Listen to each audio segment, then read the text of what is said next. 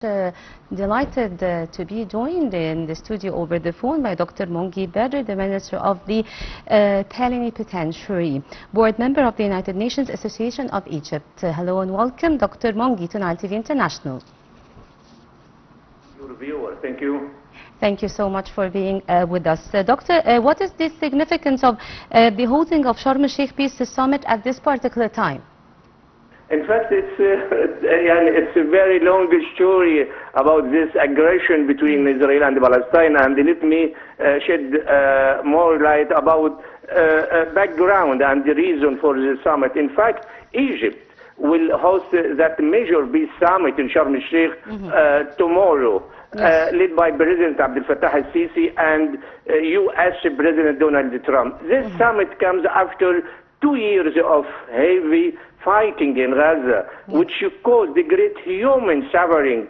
Egypt has always been key mediator between Israel and the Palestinian groups. But in this time, tomorrow, Cairo wants to go further from being a mediator to be becoming a regional leader for peace. In the recent months, Egypt proposed a plan to rebuild Gaza with Arab and international support. Many Arab countries support this plan as an alternative to American ideas that some Arab leaders rejected.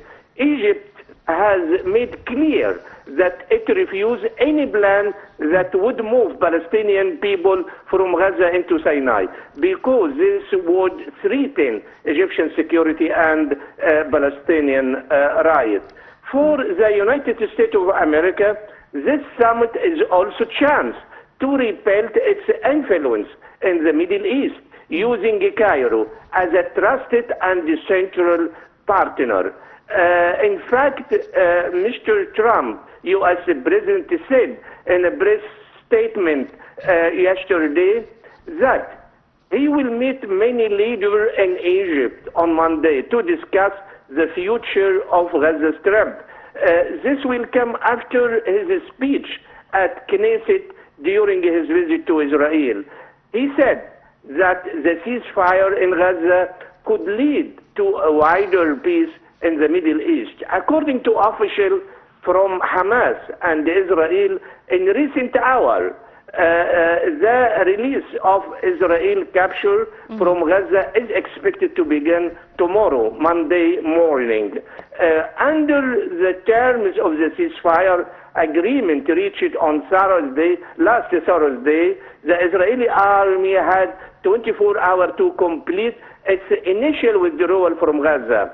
Hamas was given 72 hours after the withdrawal to release 48 Israeli prisoners, of whom about 20 are believed to be alive. On the other hand, in fact, it's Egypt again.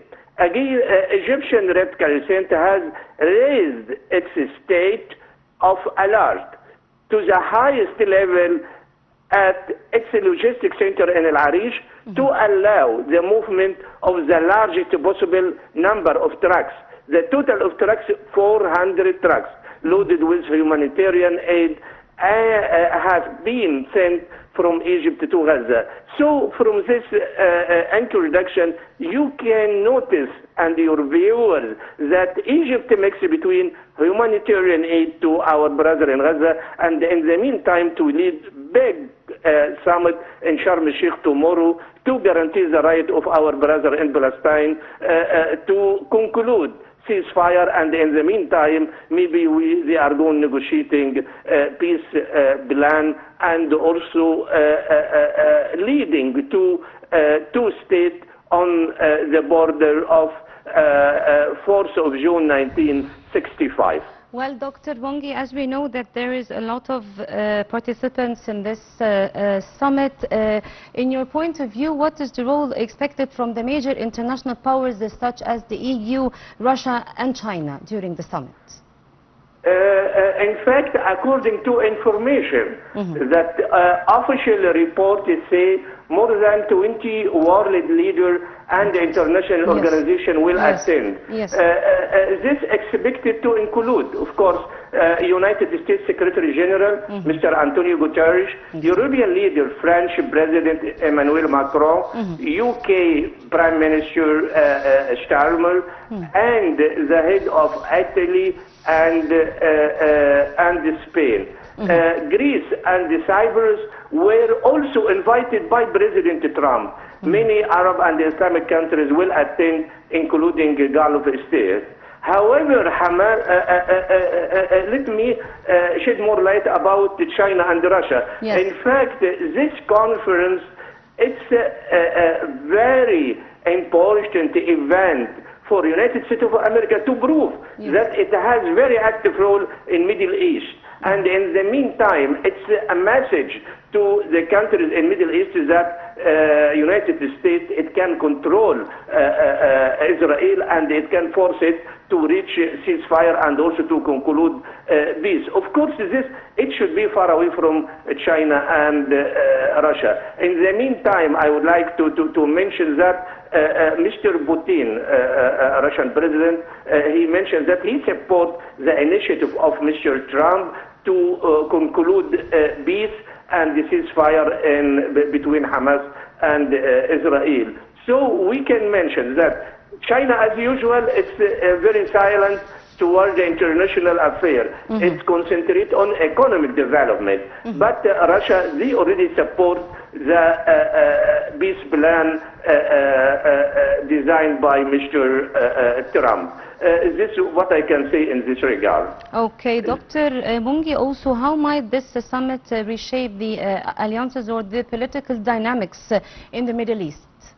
Yeah, in fact, this summit, it has many dimensions. It has a regional and international dimension. Let me brief the regional dimension. It's power balance and the regional role. The summit is happening during a time of a major change in the Middle East.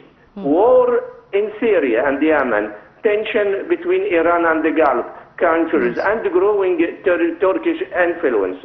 The outcome of this summit will affect the balance of power in the region. If Egypt succeeds, it will strengthen its position as a main stabilizing force. Yes. Egypt, in fact, has a long call for Arab collective security, meaning that Arab countries should cooperate to protect peace together. This summit could help make that idea real. For the role and for other mediators, of course, there are many mediators in Gaza-Israel conflict. Countries like Qatar, Turkey, Saudi Arabia, United Arab Emirates also have a role in Gaza. If Egypt can bring those actors together, or at least to create shared vision, the peace process will be stronger. However, there are many differences remain. Qatar and Turkey support Hamas as usual. Saudi Arabia and United Arab Emirates prefer a more cautious long-term approach. Egypt's challenge is to balance these views and keep everyone at the table. Of course, there is a very important point at Gaza questions. The biggest test is Gaza itself.